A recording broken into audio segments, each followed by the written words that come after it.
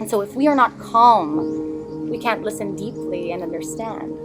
And so when our mind is calm, we can see more clearly, like still water reflecting the trees, the clouds and the blue sky. Stillness is the foundation of understanding and insight. I think we're all guilty of, that fast-paced culture. We're busy being busy all of the time. We're doing too much, going too fast, running on fumes, as I like to say. And it's understandable because we live in this fast-paced culture of literally like every day I'm hustling, no pain, no gain. You can sleep when you're dead. And it's, we're a product of our environments. And so it's very easy for us to be influenced by this culture. And all of a sudden, those expectations become our own expectations of ourselves, which is really dangerous because, I'm guilty of this as well. I've been sucked into believing that the more that I do, the busier I am. Like, it gives me this false sense of worth and success that I need to prove in my day-to-day tasks and to-do list. And so I was really sleep deprived. I was what I call the worthaholic, where I'm constantly addicted to chasing after doing or work in order to prove my worth and myself. And there's nothing wrong with ambition, but it's just like a Ferrari needs to stop for gas. Ambition needs to have balance in order to sustain itself. Otherwise, if we're constantly at this pace and we don't have a time to rest and recover, then eventually we begin to enter this point of negative returns and this snowball of what we call cognitive and emotional overload. And this is the typical, explanation for how my brain used to work back then. Think of it like having a computer and you have so many different tabs open, which is like our life or our attention, that eventually the computer begins to lag. It's not working, it's not functioning the way it's normally supposed to. Unless we take the time to sit down and clean, which is what this practice does, this practice of deep states and rest, to compartmentalize and close those unnecessary tabs and put everything in place so that our engine can work seamlessly and efficiently. If we don't do that, eventually it is going to snowball into what we call adrenal fatigue, which is what happened to me, basically. And it's difficult when you burn out and get into adrenal fatigue. It's not something you just so easily come back to. You can't just go to a retreat and rest and sit on the beach and get back. Adrenal fatigue is basically your body, your nervous system is completely shut, and it needs to literally shut you down, meaning your mood, you're not in control of your mood, you're not in control of your energy because you don't have any, and all of these different things. And that messes with your head, with your psychology. But this is what the body does, because it literally has to force you to stop. And that's not what we want. And I believe a lot of people are really on that verge, because we live in a culture-scape that is so fast-paced. And since we haven't adapted to this environment, we have to adapt our practice. We can't change our environment, right? Unfortunately, we're always going to feel like we need to be busy being busy and doing all of these different things. But the thing that we can do and supplement with our practice is, in order to maintain this level of work that we hold ourselves to, such a high standard, we need to balance it with rest and a recovery in order to be able to do everything and be Wonder Woman, as you say. Because really, when we get into this cognitive and emotional overload, we can't think properly. Our natural or global functioning completely goes out the window. And so, it's kind of like with sleep. If you have X amount of sleep, like less than X amount of sleep, 7 days in a row, you're technically clinically drunk. So you're not processing things well, and you can't make good decisions. And we just end up feeling really, really crappy about ourselves. And so, if we have this ambition, that balance is so necessary. And because we need to be in the present moment. The present moment isn't just for our happiness. The present moment is really, it's kind of like accessing that parasympathetic nervous system, which is the opposite of our sympathetic nervous system. Our sympathetic nervous system is responsible for that arousal, that stress response, the excitement, the constant moving.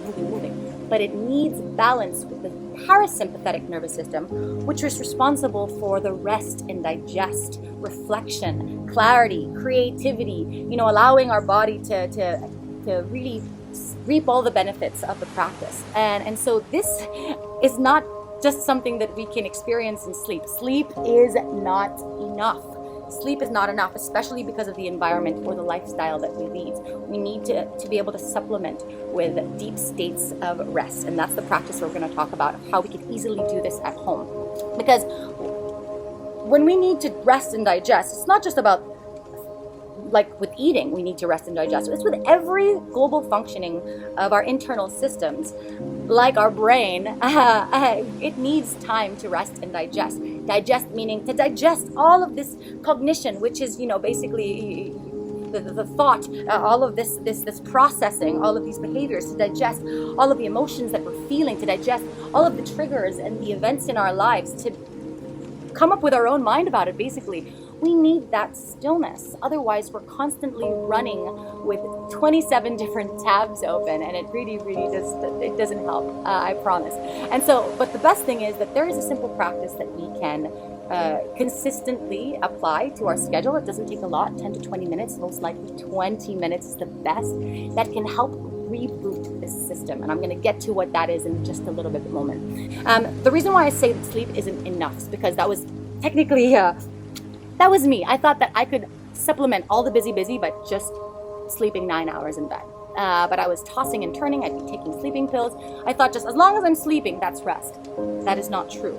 Sleep is a very, very complex thing. Rest is a very complex thing. There's varying different shades and types of rest. When we sleep, we have non-REM, we have REM, we have light sleep, we have deep sleep.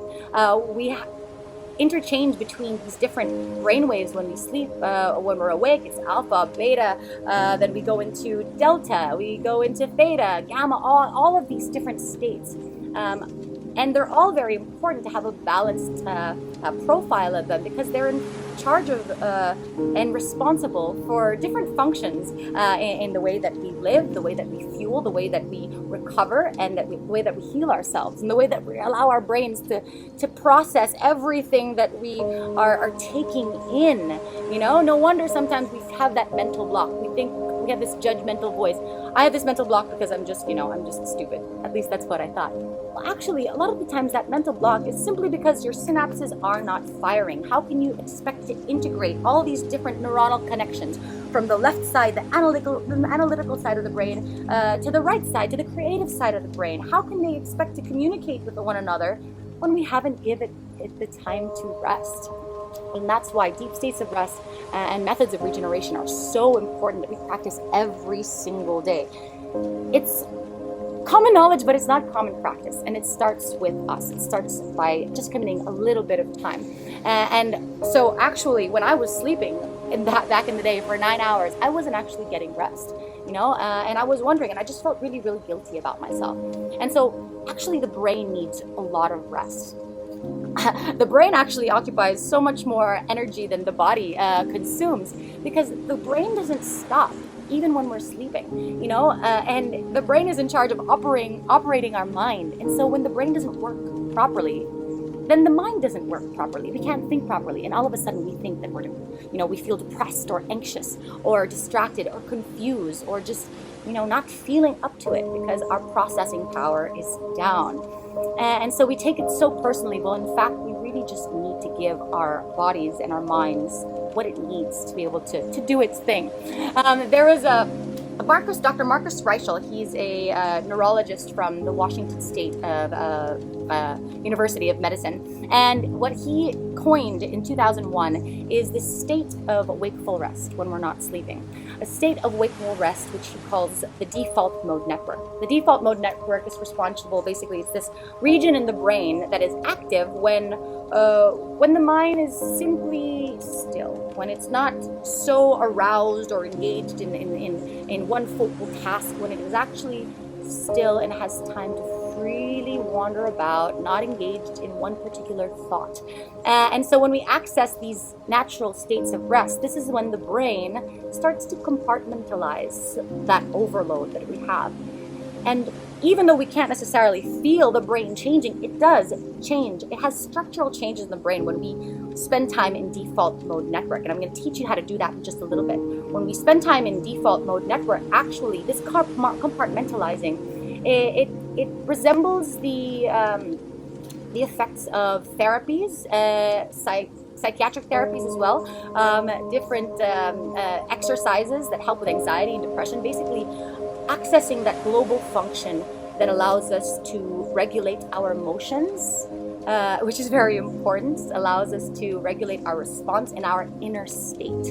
And that's really, at the end of the day, is so important when it comes to self-efficacy, our ability to control ourselves and our behavior and to achieve goals and meet challenges. We need to have a proper functioning mind to be able to access those skills or like our resilience in our arsenal. Everyone has the skill of resilience, but whether or not we access it because we don't give it the right amount of rest or we don't give it the right amount of practice to grow it, that's entirely up to us. And so the solution, how do we access default mode network, which is when the brain is at its restful, wakeful, you're still awake, but it's being able to compartmentalize and bring us back to balance. How do we access these states?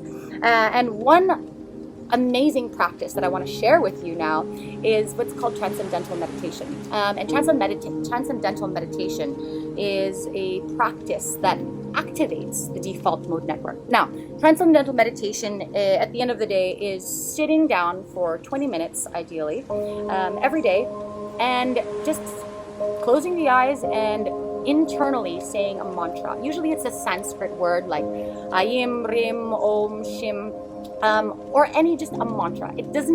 Ideally, it should not mean anything. It should not have any correlation to a thought or an idea. It should literally be gibberish to you. And so this mantra is something that you can choose. I highly recommend. There's different practitioners out there that say that it needs to be correlated with your birth. I really don't think that that's the case, because what I want to share with you about transcendental meditation, contrary to some people who think that it's a lifestyle or a philosophy or some sort of religion, it is not in this case. Transcendental meditation for this is really just a practice. It's actually a biohack. It's a meditation technique where we simply repeat this mantra over and over. It doesn't mean anything, but we're focused on one thing. When usually we're focused on so many 20,000 bajillion things. Guilty as charged. And so just the practice or the habit of allowing us to focus on one thing that doesn't really mean anything. It almost like your brain goes into this monotonous citation and you space out.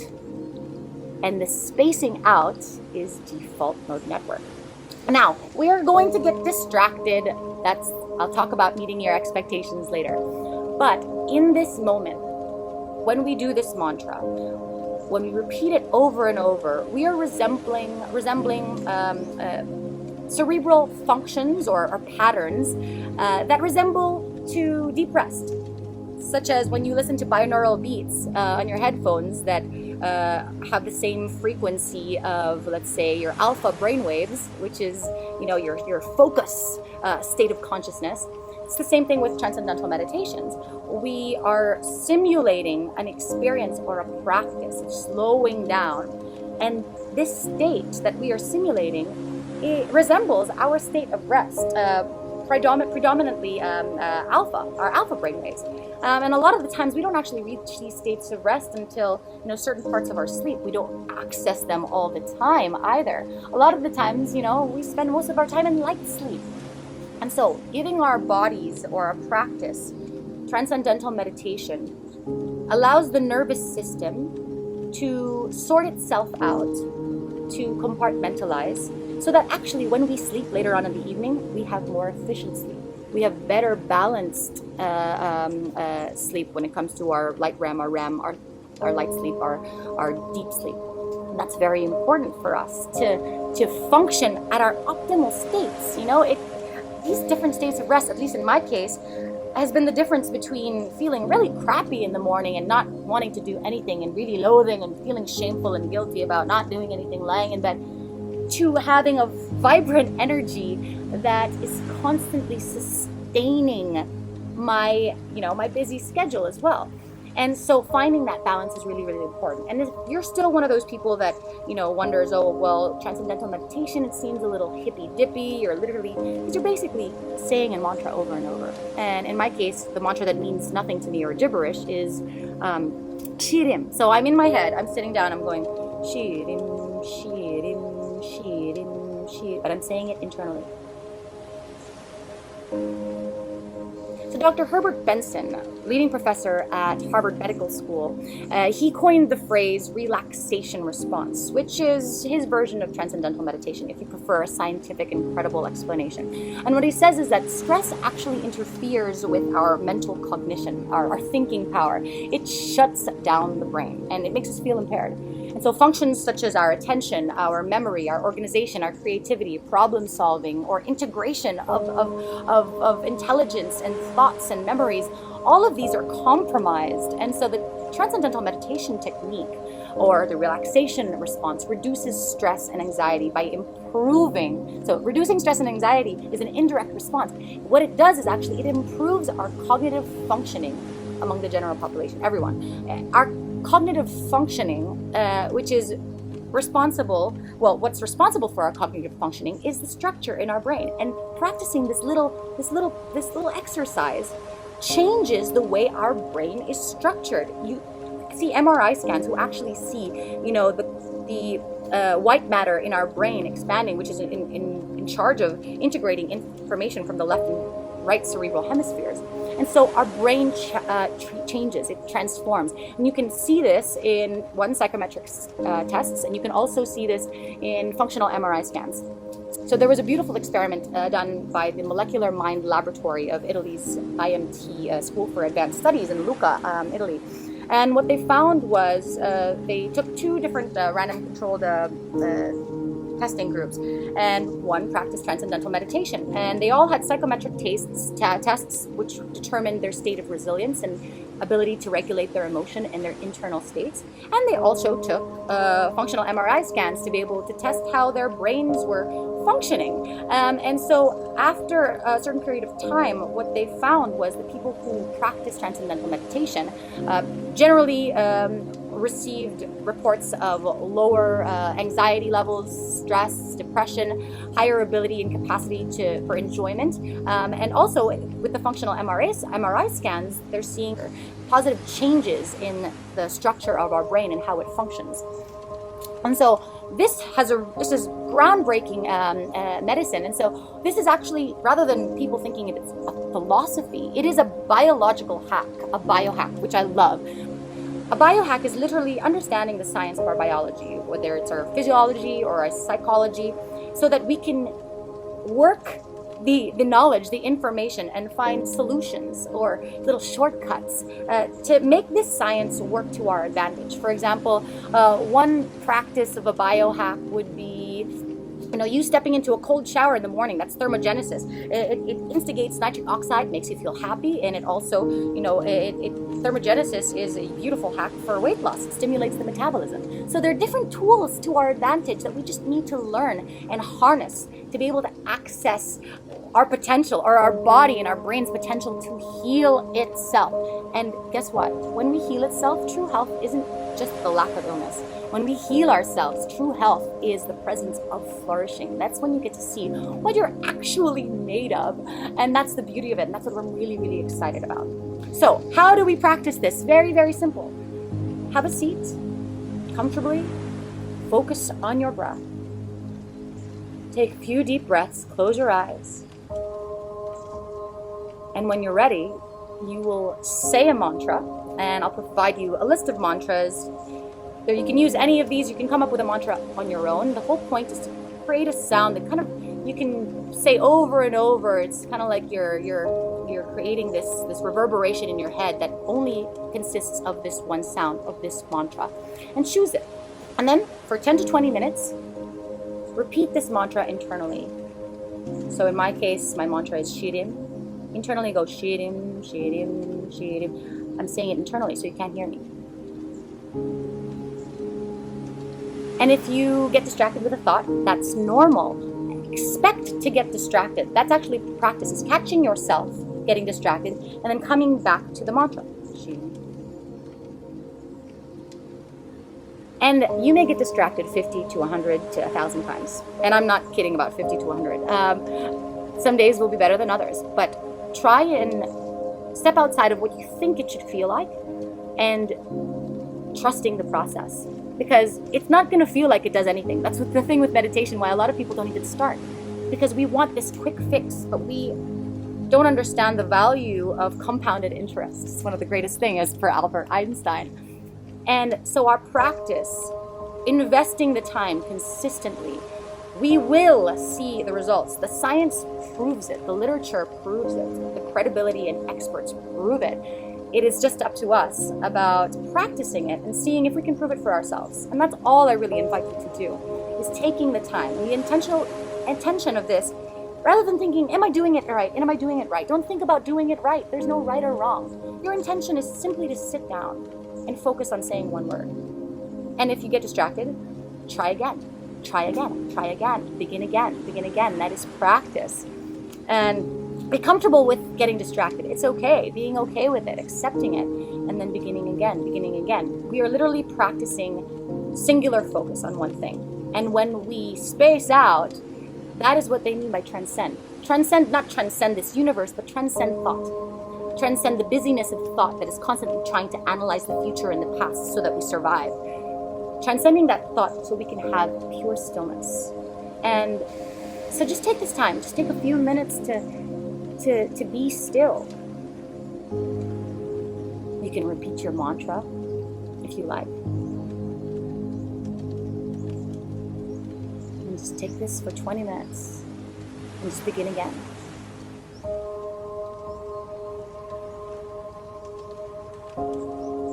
And when you're ready, just come back to your breath in the present. Giving ourselves this time allows us to really reap the benefits of our bodies, of our capabilities, of our minds. And so TM practice, or the Transcendental meditation practice, is kind of like stretching when it comes to working out. It's stretching the demands of your body. We stretch. In order to stretch the demands of our minds, we stretch. A flexible mind is a resilient mind, and a flexible mind is a mind at peace.